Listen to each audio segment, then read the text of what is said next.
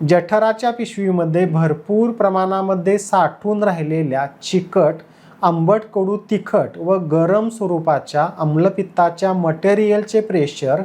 जठराची पिशवी आणि अन्ननलिका यामध्ये जी झडप किंवा वॉल्व असतो त्यावरती पडते आणि त्या आम्लपित्ताच्या प्रेशरमुळे वॉल्व शिथिल पडतो किंवा लूज होतो, म्हणजेच तो वॉल्व जो पूर्ण बंद व्हायला पाहिजे तो होत नाही, थोडा उघडा राहायला लागतो.